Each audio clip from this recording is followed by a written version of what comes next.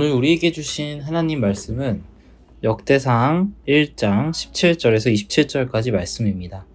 셈 자손은 엘람과 아수르와 아르박삿과 룻과 아람과 우스와 훌과 게델과 메색이라.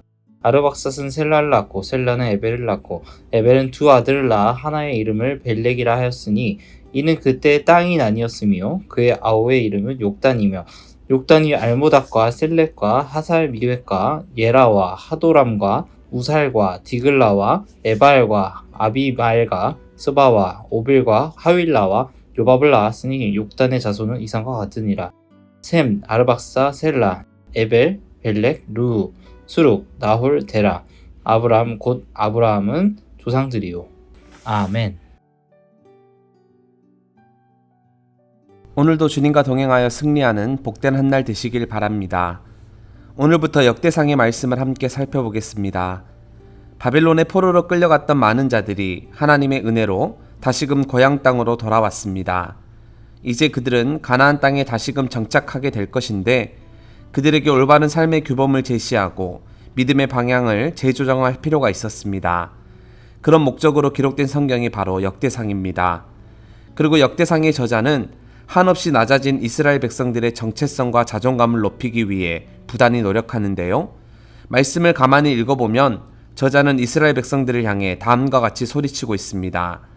바벨론의 포로로 끌려갔다고 해서 이 나라와 이 민족이 끝난 것이 아니다. 여전히 우리는 하나님의 백성이다.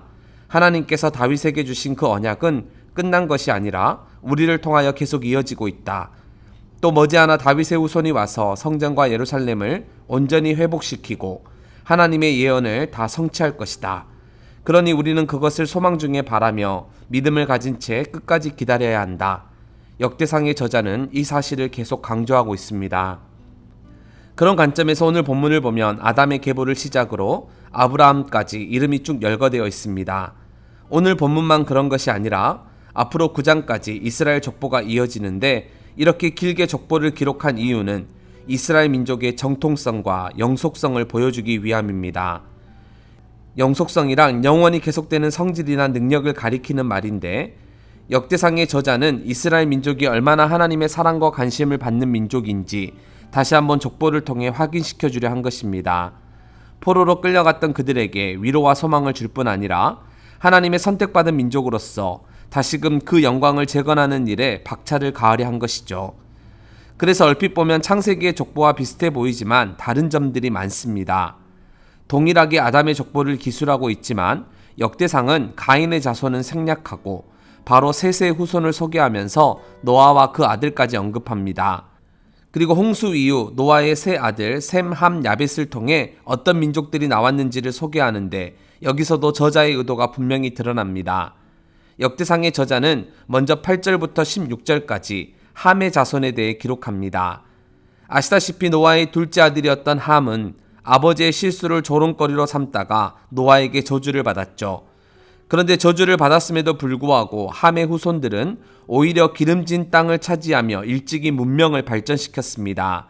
함의 손자 구스의 아들인 니므롯은 세상의 첫 영걸이라고 오늘 본문도 소개하고 있는데 여기서 영걸이라는 이 말은 뛰어난 인물, 용기와 재능과 지혜에서 두각을 나타낸 사람이라는 뜻입니다. 정말 그러한 평가대로 니므롯은 신할 땅을 중심으로 구바벨론 제국을 세웠고 당시 누구보다 최고의 번영을 누렸습니다. 이처럼 그들은 언약의 계보에서 멀어진 자들임에도 불구하고 정말 많은 부귀와 번영을 누렸던 것이죠. 이처럼 하나님의 언약에서 멀어진 자들이 심지어 하나님을 대적하는 자들이 오히려 이 땅에서 더 잘되고 더 번영할 수 있습니다. 세상의 온갖 부귀와 영화와 명예를 누릴 수 있습니다. 아마 역대상을 처음 받아 읽었던 이스라엘 백성들도 이것이 정말 의문이었을 겁니다. 그래도 우리가 바벨론보다 더 낫고 더 정직한데 어떻게 바벨론은 강대국이 되고 왜 우리는 약소국이 되었을까? 저들은 언약에서 멀어진 자들인데 왜 더 형통하고 우리는 언약 백성임에도 불구하고 왜 더 비참하게, 왜 더 힘들게 살아갈까? 그들도 아마 많이 혼란스러웠을 겁니다. 여러분, 지금도 이런 일들이 동일하게 우리의 삶 속에서 벌어지고 있는데 우리는 이런 것들을 어떻게 받아들여야 할까요? 현실을 개탄하면서 억울해하고 불평해야 할까요? 믿지 않는 자들이 잘 되는 모습을 보면서 그들을 시기하고 원망해야 할까요? 당연히 아니겠죠. 이런 태도는 올바른 태도가 아닙니다. 왜냐하면 하나님의 관심은 그들에게 있는 것이 아니라 우리에게 있기 때문이죠. 하나님은 아무리 그들이 잘 나가도 그들을 주목하지 않습니다. 하나님의 시선은 언제나 우리에게 머물러 있습니다.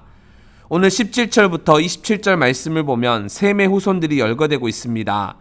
그런데 그들은 함의 후손들에 비해 매우 약하고 부족해 보입니다. 그들 모두는 제대로 된 성읍이나 국가도 건설하지 못했습니다. 그 누구도 영걸이라는 표현을 듣지 못했습니다. 하지만 그럼에도 하나님은 당신의 언약을 이루기 위하여 셈의 자손을 택하셨고 그 중에 한 사람, 즉 아브라함을 통하여 당신의 구속사를 진행해 가셨습니다. 역대상의 저자도 그 사실을 너무나 잘 알고 있었죠. 그래서 그는 셈의 후손들을 뒤에 열거하고 마지막 27절에 가장 중요한 인물 아브라함을 소개하고 있습니다. 이처럼 세상에는 수많은 민족과 사람들이 있습니다. 하지만 모두가 다 하나님의 관심을 받고 하나님의 사랑을 덧입는 것은 아닙니다. 하나님의 시선이 머무는 사람, 하나님의 관심을 받고 하나님의 일을 행하는 자는 언제나 소수입니다. 그런데 바로 우리가 그 안에 포함되어 있습니다. 세상에는 니무롯과 같은 영걸들이 넘쳐나지만 그래서 그런 자들이 두각을 나타내고 그런 자들이 잘되고 번성하고 형통하지만 하나님은 그래도 그런 자들을 보시는 것이 아니라 우리를 더욱 주목하십니다. 세상은 니무롯을 좋아하고 니무롯을 주목하여 볼지 몰라도 하나님은 언제나 따뜻한 눈으로 우리를 지켜보시고 우리를 더욱 주목하여 보십니다. 그러니 이것이 우리에게 큰 위로요, 큰 감사이지요. 말씀을 맺고자 합니다. 포로에서 귀환한 이스라엘 백성들은 아마 자존감도 많이 떨어지고 또 나라를 어떻게 다시 재건해 가야 할지 매우 막막한 상황이었을 겁니다. 따라서 저자는 그런 그들에게 용기를 주기 위해 우리는 여전히 하나님 나라 백성이며 하나님의 언약이 계속 우리를 통하여 이어지고 있다는 것을 바로 족보를 통해 드러내고 있습니다. 그런데 이런 저자의 의도와 위로는 지금 우리에게도 동일하게 적용됩니다. 비록 우리는 작아 보이고 세상은 크게 보인다 하더라도 하나님은 세상이 아닌 우리를 주목하시고 또 하나님의 언약은 바로 우리를 통해 이어지고 있습니다. 그러니 이 사실을 기억하면서 위로와 용기를 얻을 뿐 아니라 내가 바로 하나님의 나라를 세워가는 하나님 나라 백성이다 라는 자부심을 가지고 늘 믿음 가운데서 승리하는 모든 서문 가족들이 되기를 바랍니다. 들은 말씀을 기억하면서 이렇게 함께 기도하면 좋겠습니다. 하나님 나라 백성이라는 자부심을 가지고 믿음 안에서 늘 승리하는 우리 모두가 되게 하소서. 교회를 위해서 기도할 때는 유치부 아이들이 여름 성경학교를 통해 주 안에서 크게 기뻐하고 즐거워하게 하소서. 함께 한 목소리로 기도하며 나아가겠습니다.